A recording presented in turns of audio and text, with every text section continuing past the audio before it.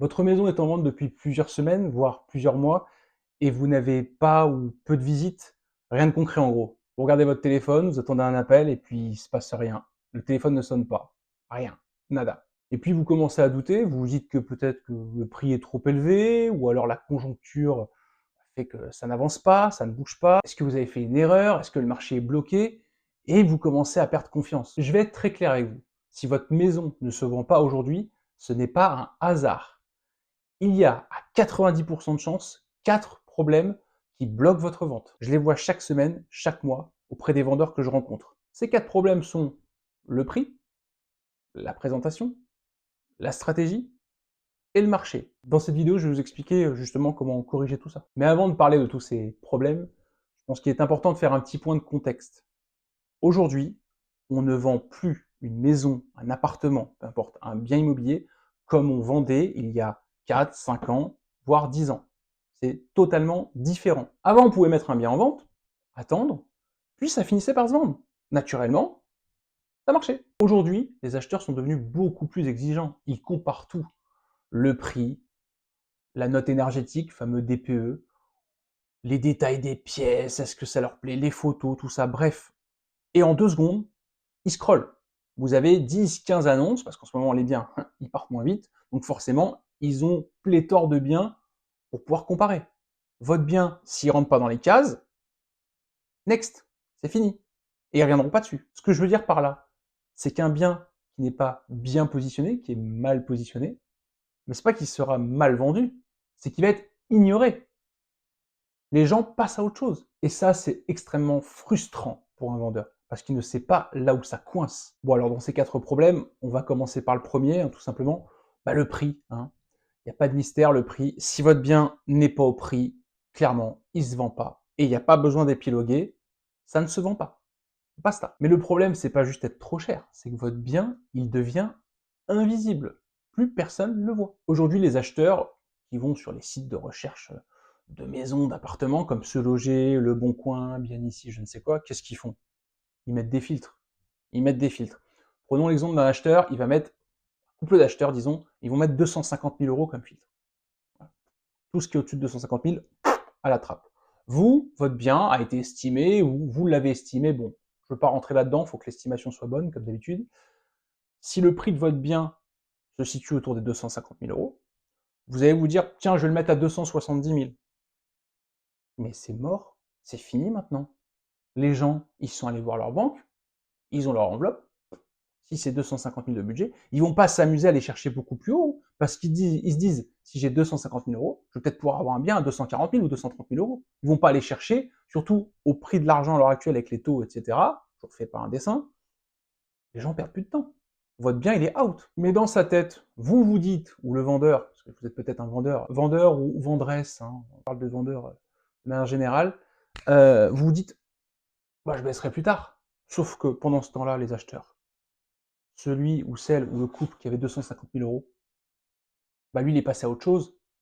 Et la maison qui était au prix, bah, il est peut-être déjà en train de signer, ou en tout cas, il est en train de la visiter. Ça, c'est sûr. Et votre bien, pendant ce temps-là, le temps, il passe. Le vendeur va finir par baisser au bout d'un moment, de se mettre au prix. Sauf que le problème, c'est que le bien, si ça fait un moment qu'il était en vente, il devient un bien ancien, donc qui a été vu des acquéreurs actifs. Parce qu'il y a beaucoup d'acquéreurs, mais les acquéreurs actifs, ils regardent tous les jours, ils ont des alertes, etc. Le bien qui n'est pas au prix depuis 4, 5, 6 mois, je peux vous dire que dans leur tête, il est vieux, ça ne les intéresse pas. Il y a un problème ou ils sont passés à autre chose. Ils veulent du nouveau. Il y a un côté aussi suspect. Pourquoi il ne s'est pas vendu ce bien? C'est la question qu'on se pose. Les gens aiment bien, de manière générale, quelque chose qui est convoité. Vous le voyez, la loi de l'offre et de la demande, c'est toujours pareil. Plus il y a de personnes intéressées par quelque chose, plus les personnes vont vouloir l'obtenir. C'est pareil en immobilier.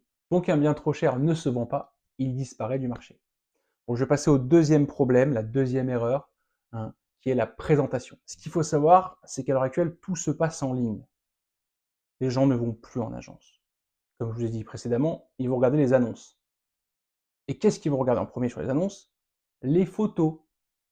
Les photos, c'est hyper important. Ça paraît bateau de le dire. Alors les photos shootées trop sombres, où on voit rien, qui sont pas droites, etc. Déjà, c'est next. les gens ils voient rien, ils passent à autre chose. Entre une annonce avec des belles photos et une annonce avec des photos amateurs ou en tout cas mal prises, les gens vont passer à autre chose. Autre chose, la présentation. Quand c'est le foutoir dans le salon, qu'on voit des objets de partout, des photos de partout, des bibelots, les gens, ils n'arrivent pas à se projeter, c'est chargé, c'est lourd. Ils passent à autre chose. Et souvent, vous avez une photo de présentation, forcément, quand vous regardez les annonces. Donc la photo du bien. Si cette première photo n'est pas jolie, elle donne pas envie, les gens ils vont même pas cliquer. L'acquéreur, l'acheteur, peu importe, ne clique pas. Il va pas plus loin. Ah, elle est moche. Cet appart est moche, cette maison est moche. Passe à autre chose. Et je vois encore trop d'annonces avec des photos vraiment très moches. Je me dis, alors, ce qui m'inquiète le plus, quand ce sont des particuliers qui vendent leurs biens, que les photos sont moches, je dis bon, admettons. Mais quand c'est des professionnels, des annonces professionnelles et que les photos sont moches, là je me pose vraiment une question, c'est qu'est-ce qu'ils font? Mais bon, c'est un autre sujet. Mais en attendant, pensez à ça, la photo, c'est primordial. Faut pas croire que c'est juste, oh, je prends les photos vite fait. Non, c'est pas bon. Je prends la formule Le Bon Coin avec 3-4 photos gratuites ou je sais pas quoi. Non, c'est pas bon. C'est de l'amateurisme. Et à l'heure actuelle, l'amateurisme, ça ne doit plus exister. Surtout pas en immobilier. Et c'est comme une boutique à l'heure actuelle. Pourquoi il y a eu beaucoup d'artisans ou même de chaînes de magasins qui ont refait leur devanture, qui ont redesigné, rebrandé, comme on dit, ou je sais pas comment. Bon, vous m'avez compris. Euh, tout ça, ça a une importance. Si la boutique est moche, What Done pour me, vous rentrez pas. Les restos, c'est pareil. Un bon resto, ok, il est peut-être bon, vous la recommandez, mais si on vous l'a pas recommandé, vous marchez, vous baladez, il y a deux, trois restos, il y en a un avec une devanture qui est, pardonnez-moi l'expression, dégueulasse, bah vous rentrez pas dedans. Parce que vous dites, et donc, si c'est comme ça à l'extérieur, l'état des cuisines, puis ça donne pas envie. C'est tout. Et bah là, c'est pareil. Et peu importe le potentiel, parce que votre bien, peut-être que les photos sont pas très jolies, il y a peut-être du potentiel, j'en doute pas. Mais beaucoup de personnes n'iront pas plus loin que ça.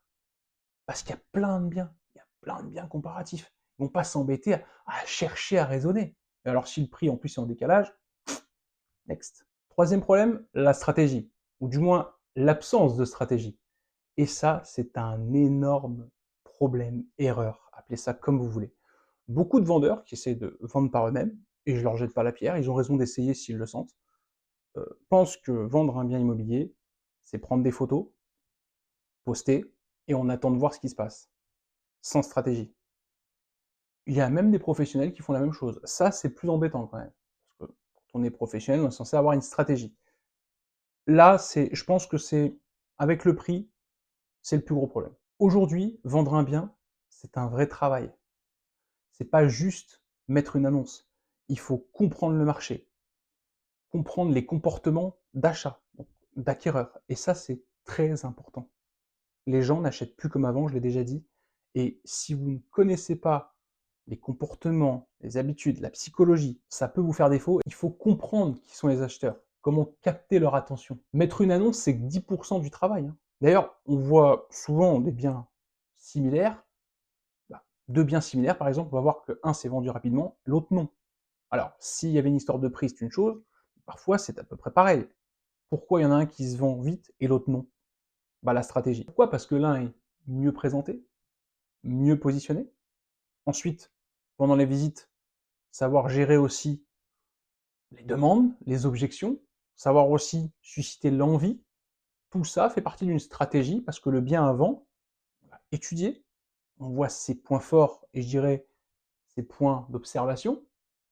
Tout ça, ça va générer une proposition d'achat ou juste une visite qui se conclura par bah, merci, bonne journée. Donc une stratégie bien ficelée, bah, c'est un bien mieux vendu. Quatrième et dernier problème, le marché. Alors, ça va reprendre ce que j'ai pu dire auparavant, hein. Le marché, comme j'ai dit, il a changé. Je ne suis pas le seul à le dire d'ailleurs. Tout le monde le dit, le marché a beaucoup changé. Et c'est comme un certain politicien, j'ai beaucoup changé. Il y avait la chanson aussi. Bon, peu importe, je m'égare. Le marché a beaucoup changé. Ça veut dire quoi? Ça veut dire qu'il faut se mettre, je dirais, au niveau, hein, on dirait les mises à jour pour les téléphones portables. Il faut se mettre à jour avec le marché. Le bien qui s'est vendu il y a 4 ans par votre voisine, en plus, ou votre voisin, et en plus, il était moins bien que le vôtre, hein, parce que votre maison, votre appartement, c'est toujours meilleur que l'autre, hein, on connaît, qui s'est vendu, je sais pas, 300 000 euros, ouais, mais il y a 4 ans, on empruntait à 1,10, 1,40, 1,50, 1,80 dans le pire des cas.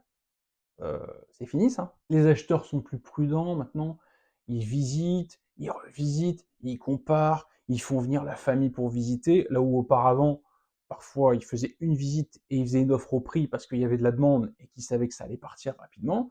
Maintenant, ils prennent le temps, ils sont avertis, et puis ils font travailler aussi les IA, ils demandent à ChatGPT, à Gemini, à Claude aussi, qu'est-ce que t'en penses? Et donc, ils sont plus informés, ce qui est bien, mais en même temps, ils tergiversent beaucoup. Ah oui, et ils négocient plus aussi. Bah oui, forcément, ça va de soi, marché tendu, négociation tendue. Et dans la région dans laquelle j'exerce, c'est-à-dire l'Île-de-France, et plus particulièrement la Seine-et-Marne, bien qu'il m'arrive de travailler sur d'autres secteurs, bien évidemment, en Île-de-France, euh, c'est d'autant plus vrai. On a énormément de biens, les gens, ils visitent, ils revisitent, ils revisitent un bien qu'ils ont visité la semaine dernière, puis ils reviennent, et puis ils ont barré du choix. Et personne va leur dire, bon, arrêtez de visiter là. Alors, à part si ça fait 4 ou 5 fois, au bout d'un moment, on va dire, bon, vous êtes gentil, mais soit vous vous positionnez, soit vous passez ailleurs. Mais globalement, il y a beaucoup plus de patience, et c'est normal. Parce que les gens, aussi, ont peur de s'engager. Et ça, on peut pas leur en vouloir. Le contexte est assez anxiogène, les infos le sont. Les gens sont prudents, pourquoi? Parce qu'ils ont peur aussi. Ils veulent pas se tromper. Et ça, faut en avoir conscience. Donc, pour ce quatrième problème, parce que je parlais d'erreur tout à l'heure, là, c'est plutôt un problème, vous ne pourrez rien y faire. Personne ne peut rien y faire, ça, le marché. C'est juste, il faut prendre conscience du marché et s'adapter. C'est tout. Personne ne peut réguler le marché. À part peut-être d'autres personnes voilà, influentes ou je ne sais quoi, mais au bout d'un moment, ça ne se joue pas là. Vous, c'est juste, voilà, j'ai connaissance du marché, voilà ce que je dois faire. Et si c'est pas le moment pour vendre parce que je suis pas prêt à accepter le marché, eh ben je vends pas. Mais si je vends, je dois accepter le marché et je dois jouer les règles du jeu du marché. Bon, la bonne nouvelle, hein, parce que je parle de ces problèmes, ces erreurs, etc. La bonne nouvelle, c'est qu'il y a une solution. La solution, c'est que tout peut se corriger. Un mauvais prix peut se corriger. Une présentation mauvaise peut également être modifiée, être faite. Vous pouvez prendre également conscience du marché et vous adapter au marché. La stratégie, c'est pareil. Travailler avec un bon professionnel, ça vous pouvez. Il n'y a pas de sujet. Le tout, c'est de corriger. Donc, pas de panique, tout peut se corriger. J'essaye humblement de vous donner des clés. Après, charge à vous d'en prendre conscience ou pas. Pour conclure, comme disait ma prof d'histoire préférée, si votre maison ou votre appartement ne se vend pas, c'est qu'il y a forcément quelque chose qui coince. On l'a vu précédemment. Si vous avez un projet de vente en Seine-et-Marne ou en Ile-de-France, n'hésitez pas à me contacter pour qu'on puisse en discuter. Peut-être aurai-je le plaisir de travailler avec vous. Si la vidéo vous a plu, n'hésitez pas à mettre un commentaire. Un petit j'aime, ça fait toujours plaisir. Et je vous dis à très vite.